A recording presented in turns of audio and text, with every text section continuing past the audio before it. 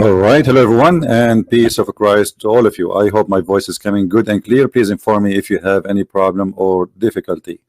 So we are going to discuss some issues. In Indonesia, they have a big problem. In front of me here, I will put in the screen a website, and this is an article written by Indonesian. I have no idea who wrote this article. I have nothing to do with it, and I am just showing you what I saw. Abdul Samad, ustadz Jaman now. I don't know what even that means. But what took my attention, that in this new Mandala newspaper or magazine, they are talking or having an article about Mr. Abdul Samad or Samad. I don't know how to say his name. Here it says that Mr. Abdul Samad, he make or he collect an average of $6,000 per sermon. $6,000. And I was asking myself, a man of God serving God in a country, it's called Indonesia, which I love very much. I love Indonesian people, but it's not a secret that Indonesia is a poor country. The majority are very poor. Why he need $6,000 per sermon? Is that to pay his rent?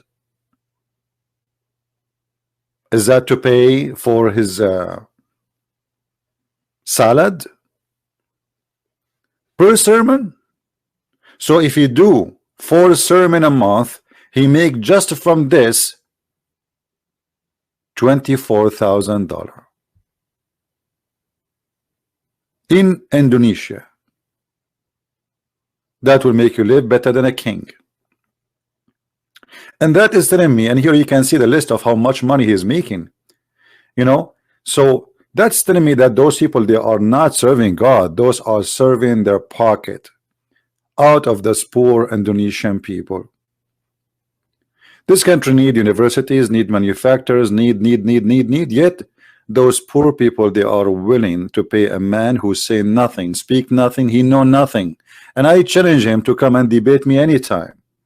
And I will show you that this guy, he have no idea what he's talking about. And even when we recite the Quran, I die laughing.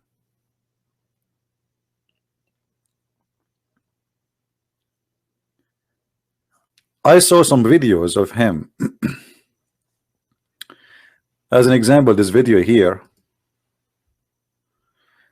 satisfy lost self in Islam. I cannot play the video for you. You can play it, but you will see in this video, this guy, he quote for us the Quran says that a Muslim, a good Muslim, is the one who protect his private part, and it's not lawful for him to have any sexual activity with anyone except what is lawful for him, his wives or his slaves. So he's teaching you in the year 2019, go own slaves and rape them.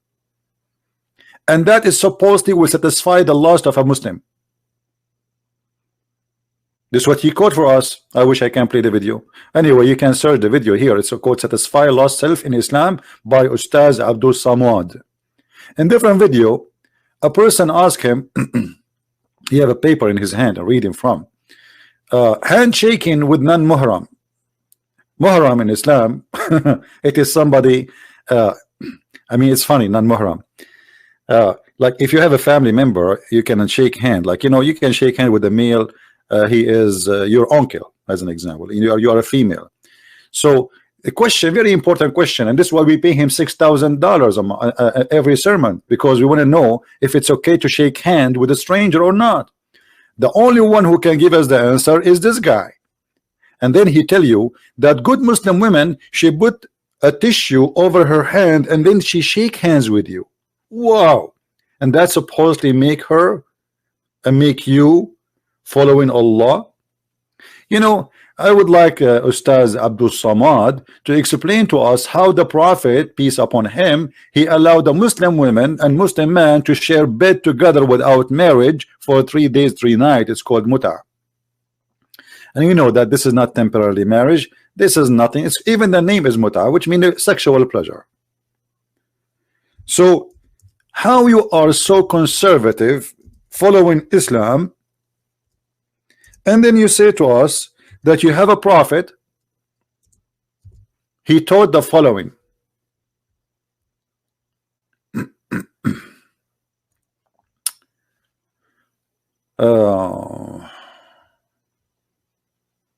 Let us see the hadith so people will not say we are making things up.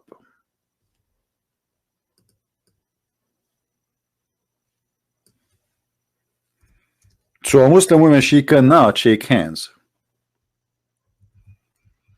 If she want to do that, she have to put a tissue or a little fabric over her hand, and then she can shake hand with you. And by the way, since when that? I mean, where in Islam it says you can shake hand with someone he is a man by doing such a thing? Where this guy's getting this from? He's just fabricating. I challenged the Muslim, by the way, to show me where he got this from. Ask him what is the reference. In front of us, we have the Prophet speaking, and here there is a false translation. As an example, here it says their marriage should last 3 nights. It doesn't say anything about marriage in this hadith. This is the hadith in front of me. It says that the Messenger of Rasulullah sallallahu alaihi wasallam قال أيما رجل وامرأة توافقا فعشرة ما بينهما 3 ليال فإن أحبا أن يتزايدا أو يتتاركا تتاركا. Very simple. There's no marriage. Any man, any woman, they want to share sexual relationship together for 3 days, 3 nights. If they like to increase, they increase. If they like to decrease, they decrease, or they lift each other. What is the marriage? What is the word marriage? Who want to show me the word marriage in this? But it appear in the translation, and they put it for you here. Temporary marriage. Okay, can we have temporarily handshaking? So in Islam we can have sex, it's called temporary sex, but we cannot have temporary handshaking according to Abdul Samad ustadz. I mean, do you see how conservative this religion is? We can go in the bed and have boom boom, moom moom, doom doom, but we cannot shake hands, brother. Haram, brother. It's haram. Haram. We are very conservative people, brother. If we ask Zakir Naik, he have a different idea. Zakir Naik, he will not agree with this guy. Let us call him. Tirinim, tirinim. Tirinim, tirinim. Tirinim, tirinim. I told you don't call me, and I told you you will not answer you. Hey, brother, we have a problem here because your brother in Indonesia, Ustaz Abu Samad, he said that you can shake hands with the Muslim, just put some tissues in the top of it. This is an idiot, and he do not know what he's talking about. It's haram in Islam because this is forbidden, and he is not over for him. Brother, hold on, don't go crazy. What about the Prophet allowing you to have a temporarily women in the bed? So temporarily shake handing is haram, but temporarily women in the bed is halal. First of all, this is abrogated, and it's not valid no more. Abrogated or not, how and what kind of religion allow a Muslim man to have a temporarily a woman in the bed? So it was lawful, now it is not lawful. What kind of God he makes such a thing lawful anyway? Like, was it in the time of Moses that a man he can have a woman temporarily in the bed? It was lawful in the time of Isa that somebody can have a woman temporarily in the bed. So what happened? Allah, he make it temporarily, and the second day he changed his mind. First of all, I'm not going to answer you, and I'm going to call my lawyer, and I'm going to sue you. Zakir Naik, you sue me or not, you have no answer. What is the reason and what is the logic? We cannot shake hands, but we can shake them in the bed, brother. How you can explain that to me? First of all, Christian Prince, you are fake, and you are, show me your faith. Show me your faith, I will answer you. What this had to do with my face, Zakir Naik? I want an answer. My face is not good looking. I look ugly. Don't you see no women want to marry me? I'm not like you. You know, you are sexy and you know it. But where is the answer? So you Muslims, you say we cannot shake hands with women, but we can have them in the bed and temporarily. what kind of religion this religion is, and you claim that you Muslims are very conservative. Hello, brother Zakir, are you there? He hang up.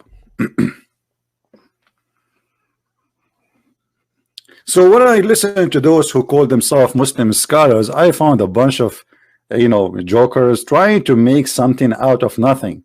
Or they want to teach us that Islam teach you to be like a person of modesty, a person who protect himself, a person who keep himself. So wearing hijab have nothing to do with being modest.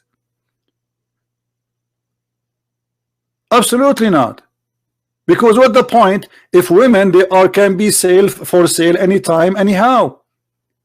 Until now Muslims they can have 4 women in the same time in the bed. So I cannot have shake with 4 women, I can have them in the bed, and then I can divorce them after 5 minutes after I finish with them, and then I will replace them with other 4 women. There is no limit. No limit. It can be 4 million, it can 50 million, as long as you can afford it. So they try to fool us to make Islam look and present Islam as if it is a religion who they teach decency and modesty, and women is protected. But the fact the women in Islam became nothing but a product to be used and abused for buying and selling. And and then the issue we always see from Muslims, they try to present to us something does not exist in this if we can call it religion. As an example, when you say to me that this was halal, which means lawful, and then it was not lawful. Okay, where is the verse in the Quran that says this is not lawful? Because the one who said you can do that, you can have women temporarily in the bed, is in the Quran. When is the verse in the Quran saying that this verse is abrogated? And why God he want to abrogate a verse he made just 2 weeks ago or 2 months ago? You see, we are not talking about a prophet abrogating a verse of other prophet who came 1,000 years before him. We are talking about the same man. He says something in the morning, he changed his mind afternoon. The Prophet of Islam, he remind me of someone working in the laboratory, and he is examining things, and this thing did not work. He say, okay, don't do it. This can't be God. And what is the wisdom of this?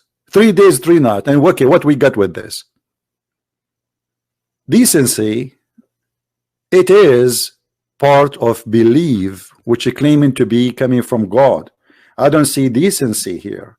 I see just only lust and somebody driven by sexual desire.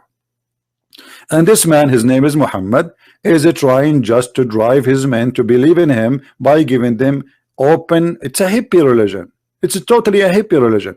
You see, they say to you, we are conservative, but the fact Islam is a hippie cult, because until now you can have 4 women in the bed, an unlimited number of slaves. What if somebody have 1,000 women slaves? Yes, he can share the bed with 1,000 women. It's a hippie cult.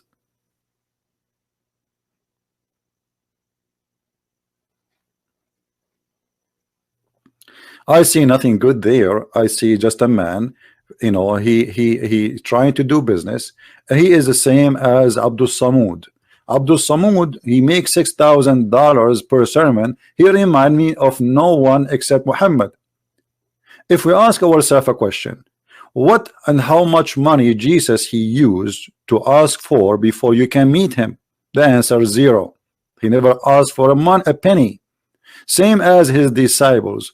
But if we go, we find that Muhammad in the Quran, he will not accept to see you unless you pay him. And not only that, Muhammad, he described Allah religion as a commerce, as it is a trade business, as you see chapter 61 verse number 10. It's a business. And Muhammad, he promised the rich ones who invest in Islam to be in heaven. As an example, Muhammad, he promised Uthman ibn Affan, because he gave him a lot of money, to be the first in heaven.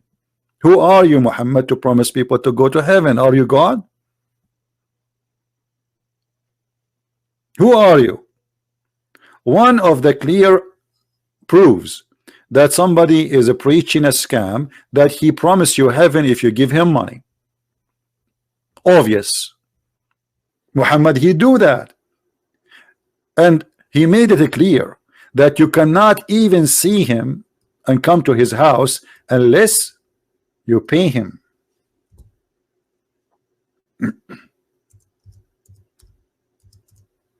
Why? Why? In order to speak to a prophet of God who is doing, he's a man of God.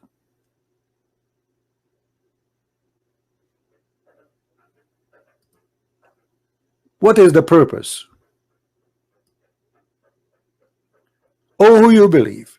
When you want to consult the messenger of Allah in private, spend something.